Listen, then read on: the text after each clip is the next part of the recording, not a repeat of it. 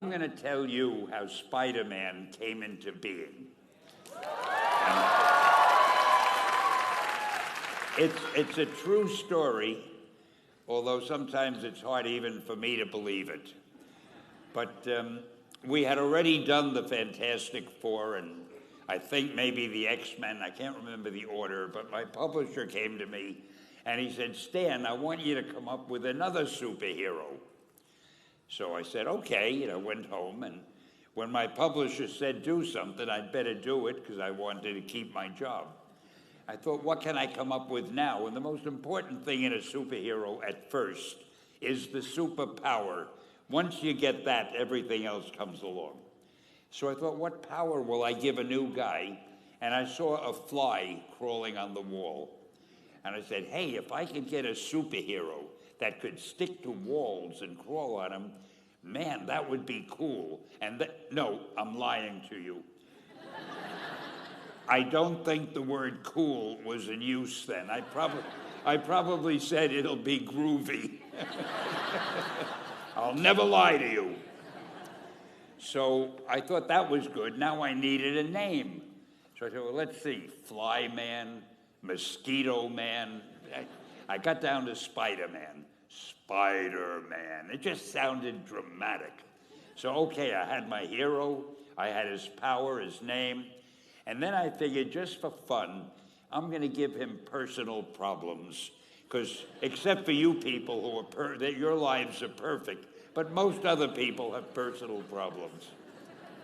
And then I thought I'd make him a teenager, because there were no teenage superheroes that I knew of at the time.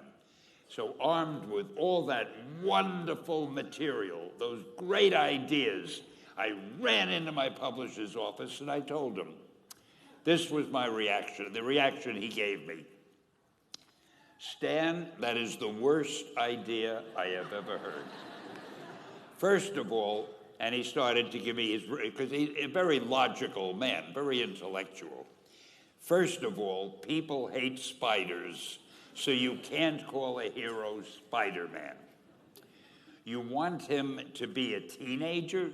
Teenagers can only be sidekicks. And you want him to have personal problems? Stan, don't you know what a superhero is? They don't have personal problems." Well, I left the office disappointed, but obviously a much wiser man. And I couldn't get Spider-Man out of my system. So we were about to kill a magazine. I think it was called Amazing Fantasy. It wasn't selling well, and we were sending the last issue to press. When you do the last issue of a magazine, nobody cares what you put in it because the book is dying.